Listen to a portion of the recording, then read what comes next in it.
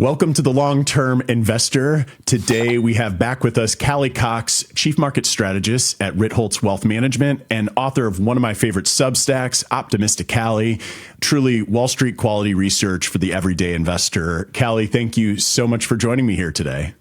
Yeah, thanks for having me on. I know we're going to have an interesting conversation. Lots to talk about. Well, for people who are longtime listeners of the show, if they listened to your interview with me, episode 136, we hit on a topic that I really wanted to dig into. And I think I even said something in the episode that had to do with big tech. And before we get there, let's build up a little bit. You've been writing quite a bit on technology and AI. And recently you've written that investors are all in on AI, even though the economic backdrop looks, uncertain or shaky. What do you think Wall Street is doing, and have they become too dependent on AI to carry the market forward? Well, first of all, I just want to shout you out because at the very end of that last episode, you said we should do a longer episode on tech. And you kept your promise, even if you're a year and a half later. So yes. Good memory. Yes. Well, I can't tell listeners truly. I actually wrote something down after that I'm going to read at some point during the episode. So do stay tuned to this whole episode. We're going to get into stuff that we started to just scratch the surface of, but you've written on a number of times at this point. Yeah. And to answer your question, I find this dichotomy so interesting because it really tells a story of why the stock market is not the economy. So the stock market, of course, is built on reality plus expectations. It's okay to dream a little bit because you're thinking about where the economy is going, where corporate profits are going. And if you're tuned into the AI story, I mean, number one, I think it's hard to make the argument against AI being a compelling technology. We're 3 years into this thing. We're finally seeing some adoption. And there's a lot of talk about what could be with AI. That's really exciting. And that's being priced into the stock market. That's being priced into these bigger tech companies, the hyperscalers, the Amazons, the Googles, the Metas of the world. But at the same time, you look at an economic backdrop that shows slowing growth, higher inflation, partially fueled by tariffs, partially probably fueled by some more idiosyncratic stories underneath.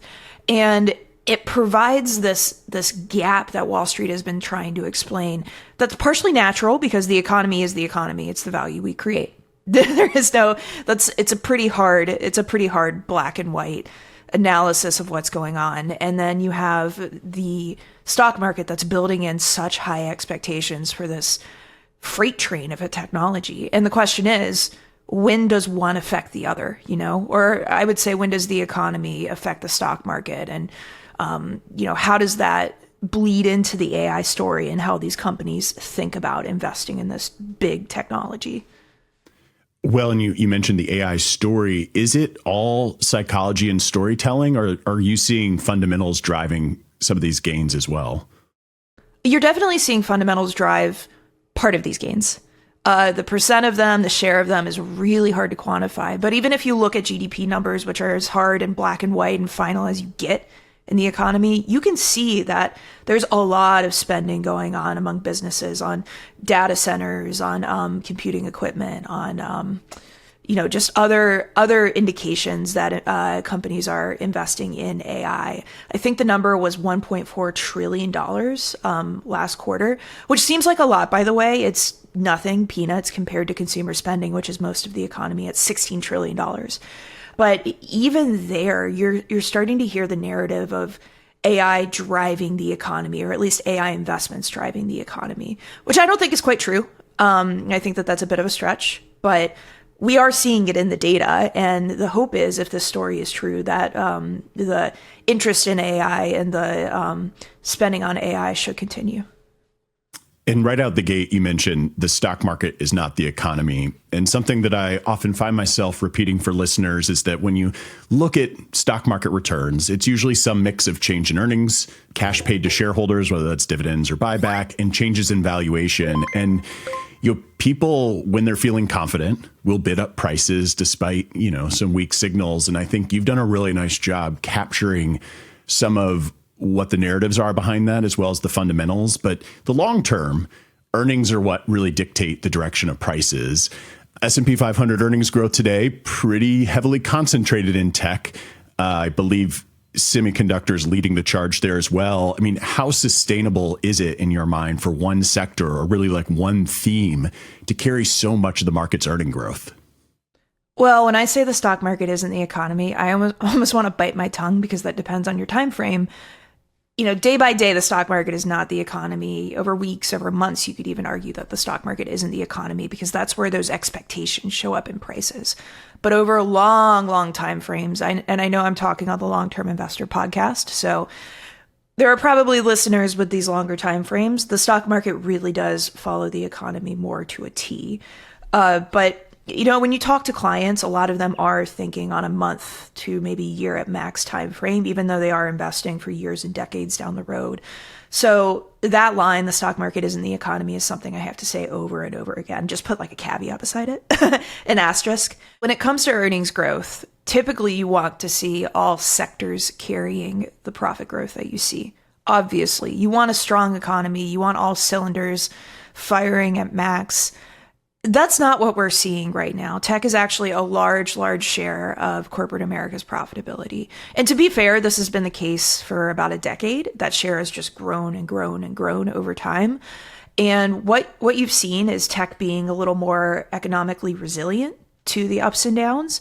And then other sectors like the retailers of the world, the materials companies of the world, the more industrial companies of the world, ebbing and flowing based on where the economy is. So right now we're in a situation where tech's profitability is strong, could peter off in the next few quarters, which I'm sure we'll talk about in a few minutes. But tech's profitability is quite strong, and that's really holding up or masking some obvious weakness in other sectors. So like this quarter, for example, Q2 earnings reports. By the way, Q2 was a chaotic quarter, so asterisk that as well. But, looking at S&P earnings, you have a lot of people singing the praises of 10 or 11% year-over-year growth in earnings in a very chaotic quarter where analysts thought it would be around 2 to 3%. I mean, that's a huge beat. But about half of that share above 2 to 3%, that like 7 to 8 percentage point gap, is tech. It's just tech. So the rest of corporate America is doing better than expected, but it's not blowing growth expectations out of the water. And then when you look on a sector by sector level, you see some worrying stories that are, more tariff related, are more margin related. You see it in retailers. We saw it in fast casual restaurants. Home Depot reported today and missed earnings for the second time in years. So it's hard to have a foundation that's only driven on one sector. And what you see over history is maybe one sector working better than the others, but eventually caving to the weakness of the others once we hit those, economic crises. Yeah, and it feels like ever since the pandemic, what we would expect to happen like in an economics textbook hasn't really applied because you had maybe not like I'm saying the pandemic, and what I guess I really mean is 2022. You had these kind of pockets of weakness, and they were like rotating from different areas of the economy. And as a result, different types of companies and their earnings reports and their guidance were getting hit at different times. And today, I think Home Depot is a great call out where we all know the housing market is at a standstill, and the housing market is often sort of the engine that starts fueling the consumer. And if not for, say, ChatGPT coming to market and the AI boom, I mean, I think it's pretty common among our circles or, at least in financial circles for people to say that AI sort of bailed out the market from what was otherwise looking like a weak situation. I guess in your mind, like what risks does it pose if AI adoption slows or disappoints versus what people are currently seeing? Well, this goes back to tech driving profitability and driving a lot of the expectations in the stock market. Again, the stock market's not the economy, but I like to think back to this Jim Chanos quote about, how it's so easy to dream until reality hits and then investors put a discount on reality. It's so, so true, even though we haven't seen it in a while. We're at a place right now where a lot of investors feel okay dreaming about AI because the story is compelling, companies are spending. Growth is fine. The economy is slowing, but growth hasn't fallen off a cliff yet. But eventually those frameworks, those textbook theories and textbook fundamentals that we learn about the economy do kick in, and they affect investors' ability to dream, to look into the future and hope for better days ahead, which is essentially what's going on with AI. That's really the crux of it. So I wonder and I think the bifurcation of the economy and the bifurcation of market fortunes has been really, really hard to follow. It's been one of the biggest question marks in my mind. But when I think about how I see the world, I always go back to consumer spending. How is the American consumer doing generally? What does the job market look like? Because, if Americans are making money, they're spending money, and we're the best in the world at spending money. And right now, I see some worrying cracks in the job market that make me doubt the ability for consumers to grow their spending as much as they have in past years. It makes me wonder if we are nearing one of those points where consumer spending could slow so much, or the job market could break down so much that that ability to dream could disappear. That's what we saw with the dot-com bubble. And I'm not first of all, not saying that this is a bubble, also not making a comparison to the dot-com bubble, or not trying to draw clear parallels there. But we had a compelling technology that turned out to be a world-changing technology for a bunch of different companies, drove a lot of profit growth in the 2010s. But it didn't preclude the market from crashing, or it didn't preclude tech stocks from crashing 80% because investors lost the ability to dream. So consumer spending is slowing right now. The job market is breaking down in certain places. And if you believe that consumer spending drives the economy as it has for decades and decades in America, then you have to think that eventually that thinning foundation will affect investors' ability to dream, because ultimately, how are we investing money? We're investing money because we're making money. That ability to dream seems so important. And when you were last on the show in early 2024, with technology driving everything, everyone was so willingly dreaming on technology and riding the wave. And I think the big shift, not that much has actually changed, other than it seems like people are coming around to the idea that, hey, the core business models of these companies, they haven't really changed much in a decade, even as they're chasing new ideas. So is it now becoming a little bit riskier to rely on these old engines for growth? But also, I think you're just seeing a bigger case for, or at least a bigger acceptance. You and I've always believed in diversification, but I think investors, especially individual investors, are now maybe looking around and saying, hey, this maybe can't go on forever. Yeah, I think there's some skepticism there, and I certainly don't want to predict where the AI story is going. I think that that's a fool's errand. Whenever I talk about AI, I feel like I always have to throw a caveat out there that I am not an AI doomer. I think it's a great technology that's going to pay dividends for the economy in 5 to 10 years, most likely. But the path there is what gets really tricky, because you haven't seen any company outside of maybe arguably NVIDIA capitalize on this new technology and start to make obvious sales and profits off of it. So you mentioned big tech and how they're stuck in their old ways. I mean, that's absolutely true. Meta makes a majority of its revenue on ad sales. Google is the same way. I believe about 65% of Amazon's revenue is based on sales, based on people going on Amazon and, buying this pet toy that they don't really need. Guilty as charged. But I think people forget that big tech is spending on AI right now, but it's not a core part of their business. And in a way, they're kind of spinning the hamster wheel to see, or throwing spaghetti at the wall to see what sticks. And while that's fine, that's how you innovate over time, we're not there yet. So you really have to be tempered in how you think about individual companies in this race to adopt AI. And that's where the expectations come in. That's where the dreaming comes in. It's okay to dream. It's just when growth is slowing, when the market feels like it's topping out, then sometimes it's smart to, keep diversification in the back of your head and rebalance out of tech, not selling it entirely, but taking some profits, moving them to other more unloved sectors. And I think that's kind of the spot we're in right now when it comes to thinking about portfolios. Now, when we're saying dreaming, typically people assume good dreams. As I referenced at the beginning of the episode, we had touched on something in our last recording together, and maybe it's more of a bad dream. And just for background, I wrote down some notes when I was doing your show notes back then. And so I pulled those up here that I'm going to read a little of. But for listeners, So I'm 40 years old. A few of my first stock investments, I mean, I was gifted like a share of Nike when I was 12, but it was around like my junior year of high school or senior year of high school where I started investing in individual stocks, and in college where I did some more. And look, I didn't know what I was doing, but General Electric like was the name. And you think about a company that really just started out in electricity, as their bread and butter is building the turbines, the generators, all the guts of the electrical grid. But then they started doing jet engines. They started doing medical technology, television networks. That's the one that really rings a bell in my mind. They even had their own finance arm. I mean, they basically were a bank during the financial crisis.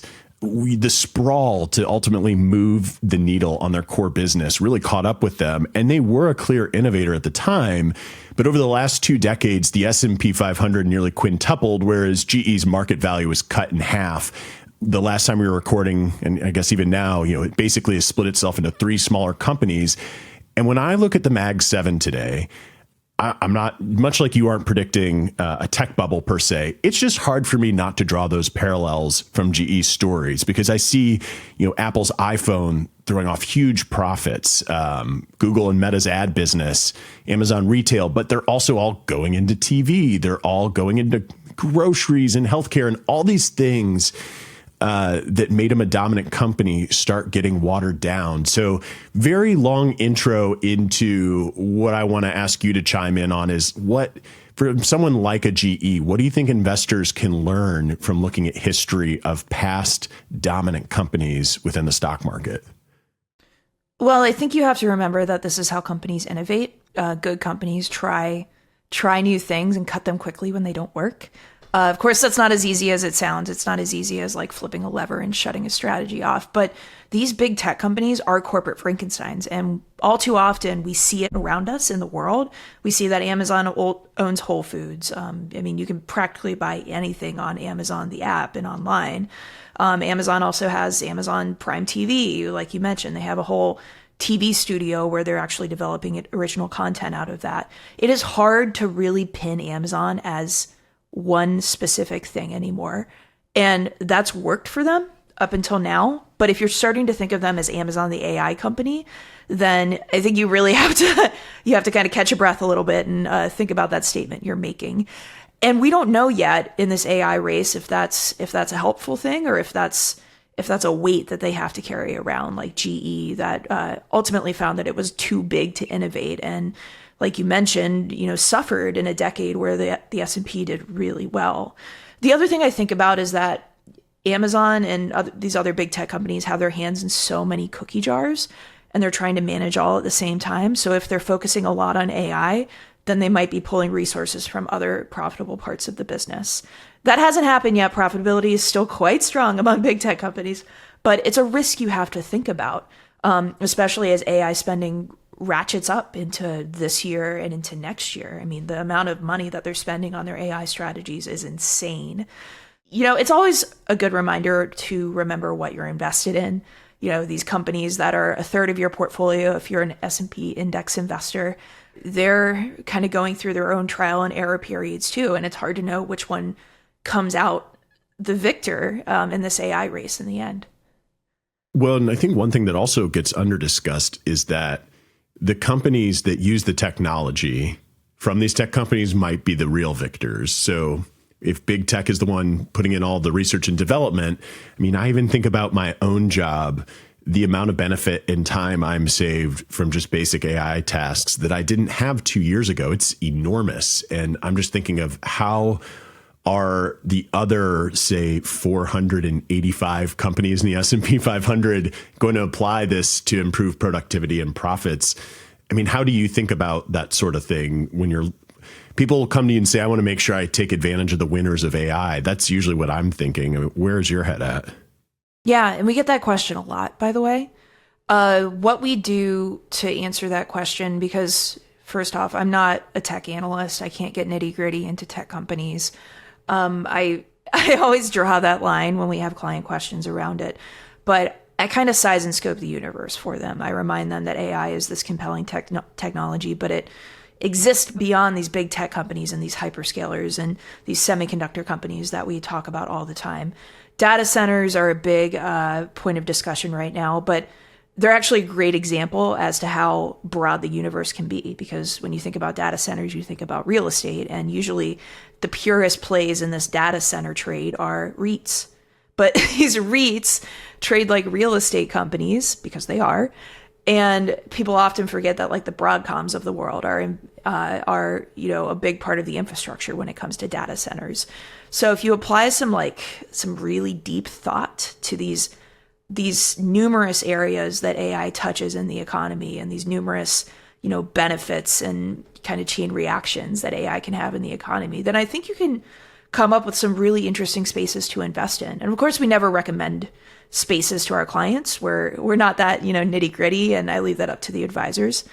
But it is important to just really expand your mind and understand how big this story is, and where the benefactors could be, because big tech, as you said, may not be the leader. We don't know. And actually, based on history, it's usually, one of the younger, more nimble companies that, comes up and catches the bigger companies that are spinning their wheels, trying to catch this innovation. I think in any period, there's some data that I'll put into the show notes at thelongterminvestor.com, where you see that anytime a company becomes one of the biggest companies in the world, their future returns typically go down. It's just harder to move the needle on size. And part of the reason they became one of the biggest companies is that they outperformed, leading up to that moment. I think that when people get worried, I've found myself all year, the big story being like, think about how it impacts earnings. Think about how it impacts earnings. Because we had people worried about tariffs. We have geopolitical concerns. I think people get concerned about the concentration in tech, or what if AI isn't all it's chalked up to be.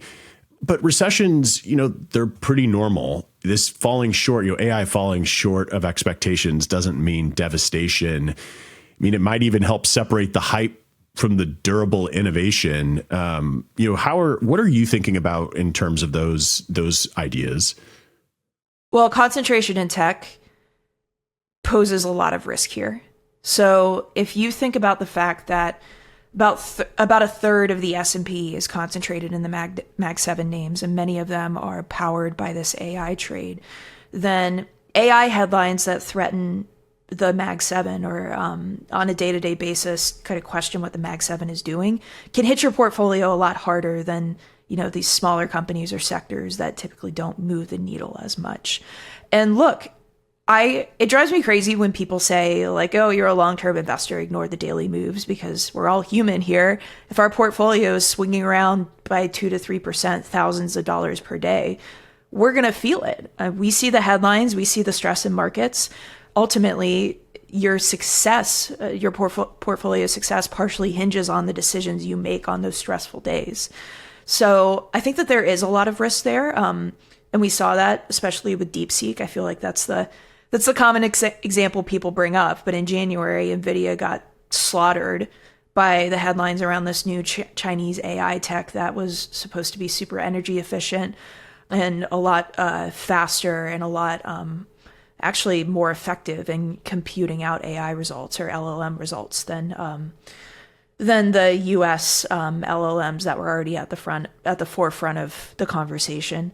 And DeepSeek ultimately ended up being a temporary story. I don't know if it pops back up in the future, but it showed us just how much risk is bundled up in these surprise headlines around the AI story. And again, 10 years down the road, these headlines don't matter, but what they do is they kind of throw your portfolio around in the interim, and they challenge you to, really have a strategy and really have a good philosophy as you navigate these storms. So it's just something to think about. It's something where I feel like a lot of strategists and experts kind of brush it off, and they say, well, the long term matters and that's it. And it's like, no, we're all seeing these stock prices whip about, and we're all more exposed to them than we've been in the past. So it's definitely something to think about. Yeah, I appreciate that perspective.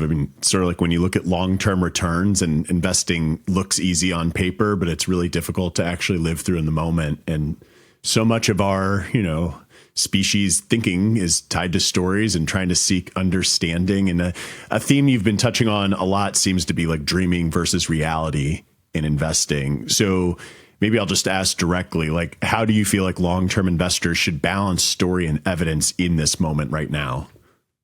Wow, that's such a good question because my analyst brain goes to quantifying that and you can't quantify it. I wouldn't be scared of stories. I wouldn't be scared of expectations. People talk about PEs all the time. I think looking at the S&P's PE in isolation is a bad way to make judgment calls on markets. Because you can't quantify how much dreaming is okay in a moment or how high expectations could be in a moment. That's a really good way to get burned. So don't be scared of expectations. Don't be scared of stories in the stock market. If you reach a certain level of wealth, you could argue that, investing in stories isn't a particularly bad idea if it's a small part of your portfolio. But if you're one of those long-term investors, if you're investing for a retirement, even if you're in retirement and you hope to God that you're going to live 20, 30 more years, as I hope you do too, then you have to remember that investing takes a little bit of risk, but that risk looks a lot more like reality, what reality will be in 10 to 20 years. So expectations matter a little bit more in the short term. Expectations can matter if you're trying to craft a portfolio that fits your interests after you've hit a certain milestone with your wealth. But ultimately, reality is what drives your portfolio forward. Just a couple more questions kind of on this thread. I guess, are there signs that you would watch for that the dreaming phase has ended? I always go back to the job market there. And maybe this is my framework becoming too obvious, but again, consumer spending is such a big part of the economy, and the job market is such a big source of primary incomes in America that you just see it time and time again when you look at economic history, that the job market really is the engine of the economy. So for me, I'm looking for higher layoffs.